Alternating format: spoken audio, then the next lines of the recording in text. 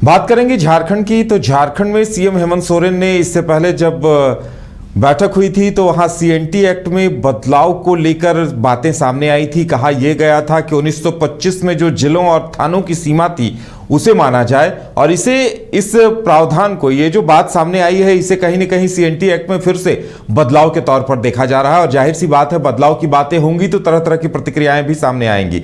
सालखन मुर्मू जो इन दिनों सेंगल अभियान चला रहे हैं, सरना कोर्ट की मांग कर रहे हैं और सीएनटी एक्ट जैसे मसले पर हमेशा मुखर रहे हैं, उन्होंने विरोध किया है। सीएम ने जो प्रस्ताव रखा है कि 1925 के थाना क्षेत्र और उस वक्त की जो सीमा थी उसे माना जाए, तो सालखन मुर्मू ने इसका विरोध करते हुए कहा है कि अगर ऐसा होता है तो सड़क से सदन तक इसका पुरजोर विरोध किया जाएगा। ज्यादा जानकारी के लिए इस वक्त हमारे साथ हमारे संवाददाता शाहनवाज जुड़े हुए हैं, सीधे चलेंगे उनके पास। शाहनवाज, सालखन मुर्मू ने इस पे खुल के अपनी बात रखी और कहा है कि अगर ऐसा होता है तो इसका जोरदार विरोध दर्ज कराया जाएगा।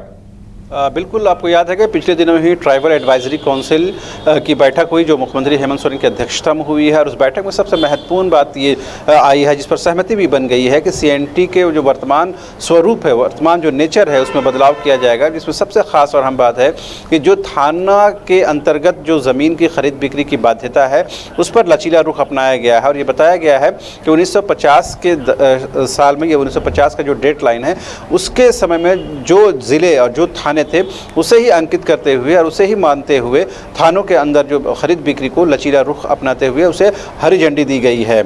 अब चूंकि सीएनटी के नेचर में बदलाव किया जा रहा, लिहाजा इसको लेकर के पक्ष में भी समर्थन में मिल रहे हैं लोग और विपक्ष में ही। और खास करके जो पूर्व सांसद हैं और राष्ट्रीय सिंगल अभियान के राष्ट्रीय अध्यक्ष जो हैं सालखन मुर्मू, उन्होंने इस बात को लेकर के नाराज़गी जताई है और ये बताने की कोशिश की है कि ये कहीं ना कहीं आदिवासियों के अस्तित्व और उनके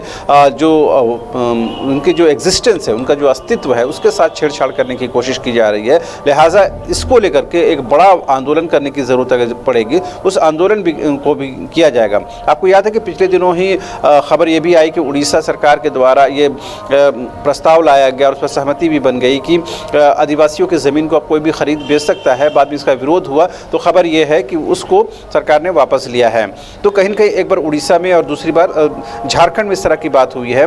दोनों ही कहीं न कहीं आदिवासी और पहचान से जुड़ा हुआ स्टेट है, लिहाजा कहीं न कहीं विपक्षी खेमे के लोग और खासकर सालखन मुर्मू जैसे जो लोग हैं जो आदिवासियों को लेकर के मुखर आवाज़ उठाते हैं, उन्होंने साफ तौर पर कहा है कि अगर ऐसा होता है सीएनटी में, अगर कहीं न कहीं उसमें छेड़छाड़ करने की कोशिश की जाती है और उसके स्वरूप और उसके नेचर में बदलाव करने की कोशिश की जाती है तो उसका विरोध किया जाएगा। आपको ये भी याद है कि पिछले दिनों ही सालखन मुर्मू के नेतृत्व में आदिवासियों का देश विदेश से आगमन हुआ झारखंड के राजधानी रांची के मोरहाबादी मैदान में, और ये बताने की कोशिश हुई कि किसी भी सूरत में हम धर्म कोड के नाम पर, यानी कि सरना धर्म कोड को लेकर के रहेंगे। तो ये कहीं न कहीं विषय एक ऐसा गंभीर विषय बनता जा रहा है जिसको लेकर खूब राजनीति हो रही है। और ये माना जा रहा है कि 2024 के चाहे विधानसभा चुनाव हो या फिर लोकसभा चुनाव हो, ये विषय बहुत महत्वपूर्ण होने वाला है। खासकर सरना धर्म कोड का विषय हो, सीएनटी एसपीटी एक्ट हो या पेशा कानून के इफेक्टिव इम्प्लीमेंटेशन को लेकर हो। जी बिल्कुल शाहनवाज, और जो बात सीएम ने रखी है, जाहिर सी बात है, इससे पहले जब सीएनटी एक्ट में बदलाव की बात हुई थी या बीजेपी ने जब प्रयास किया था तो काफी पुरजोर विरोध हुआ था, जेएमएम खुद विरोध कर रही थी।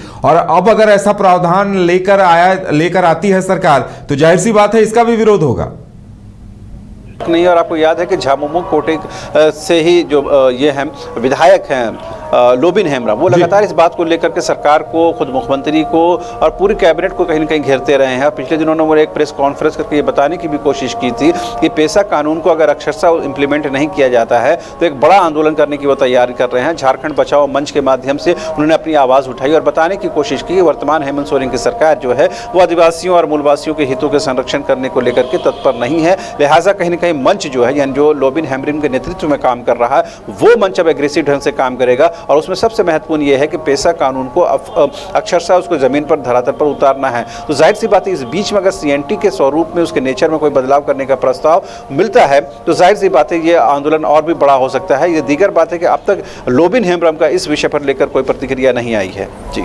चलिए शाहनवाज, देखने वाली बात होगी कि आगे क्या होता है। फिलहाल तमाम जानकारी देने के लिए आपका बहुत बहुत धन्यवाद।